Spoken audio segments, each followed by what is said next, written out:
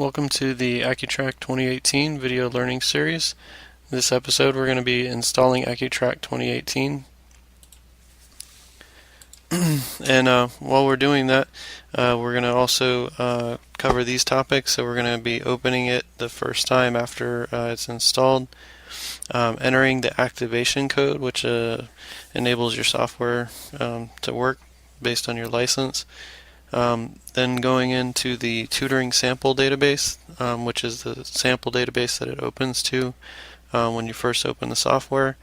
And then we'll also explore creating a blank AccuTrack database and putting that out on a network share and how that's done. Afterwards, we'll connect to that database and log out and see what how that works. And then also look up information on how to get started importing data into that blank database. Okay. Alright, so when you get your USB key from us or a digital download, you're going to get a folder set that looks something like this. What you can do is click on the AccuTrack.exe.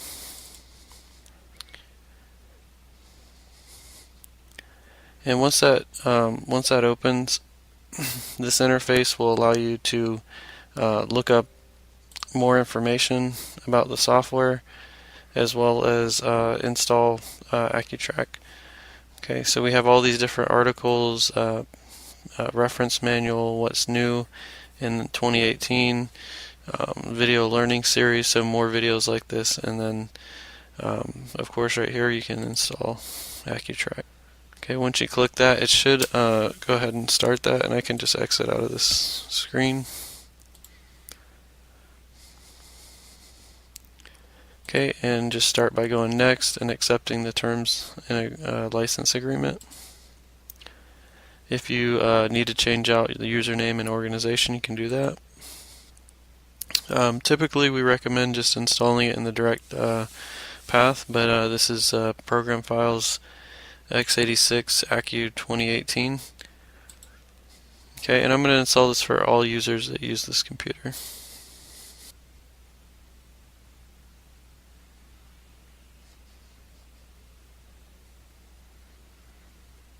Okay, and once it installs, you should see the AccuTrack icon up here. You can launch the program directly, hit finish.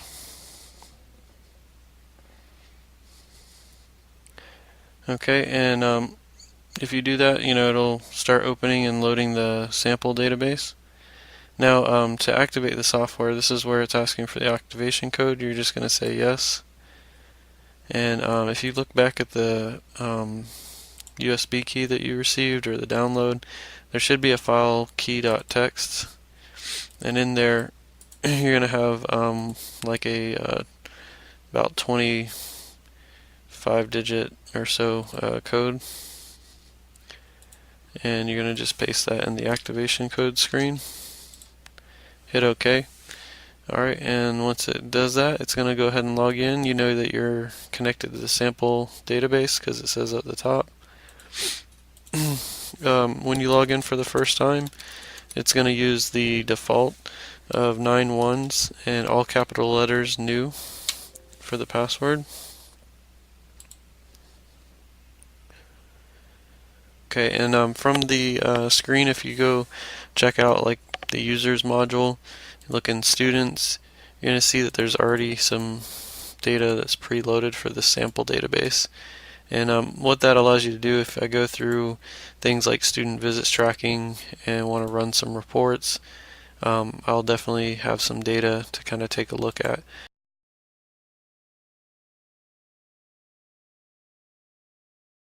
Okay, and when it opens up, we'll have plenty of sample data here to take a look at. Once you're done, kind of seeing how the setup is done and what reports you can get out of the system, what you'll want to do is go set the database location. So when we click over here, we go database and database location, and you can see we're connected to the tutoring sample database right here that it installs with the software. But what we're going to need to do is go ahead and create a blank database and put that out on the network share. So you should have some place on the network that you can put the database for AccuTrack, and we're going to go ahead and do that. So before I close out of this section of the software, what I'm going to do is I'm going to go back to the desktop, and under AccuTrack 2018 I'm going to right click that icon and go to open file location. Okay, so in the installation path, C program files x86 Accu 2018, you can go ahead and grab the AccuData folder. That's a blank database, so no information is stored in that. So if you want to start from scratch, that's where you go ahead and grab that folder. But also you need to grab the data dictionary. So if you click this one and hold Control, click this other folder, you can right click, copy those. We're going to need to copy those out to our network location. So I just happen to have a network location that my team set up for me. So I'm going to go ahead and go out to it,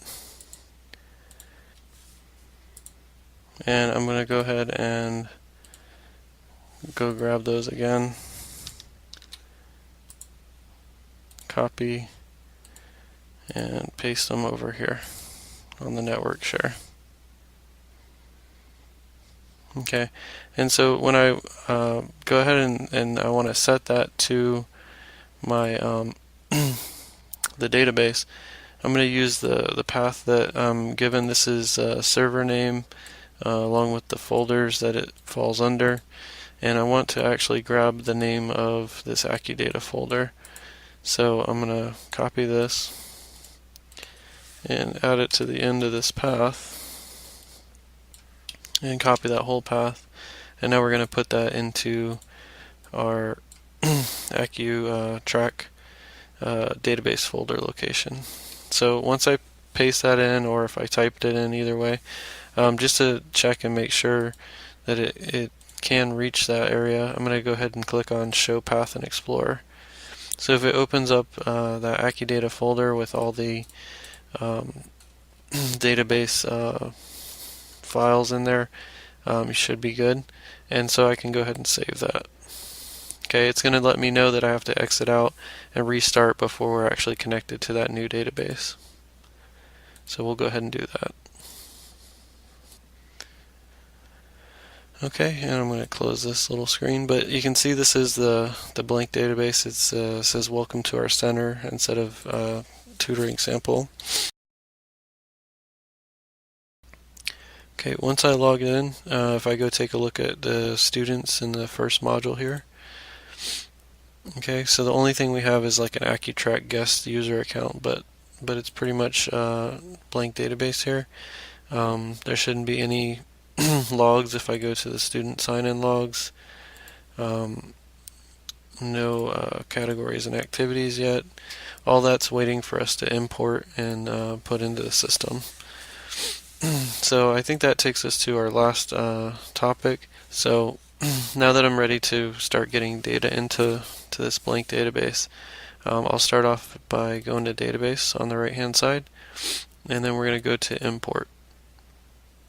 Now I don't have any files set up and ready to go, but if I did, I'd go ahead and click this and search for them and choose which import I'm going to do. But to learn what the imports are that are possible and how to do them, I can click down here where it says need help. Okay, so that's going to open up this import help guide, and you can see in here, if I click on one of these sections, what exactly is involved in a student information import. So here we have all the required fields like user ID, first name, last name, as well as any optional fields that I can do with some explanation on each. And even a download that you can download a sample version of that file. And just kind of explaining what options you have on this particular import. And if I wanted to go back to the list and try another import, I get the same kind of information, very detailed on what all it is I can import. Alright, well, I hope you've enjoyed this video. Thanks, and have a great day.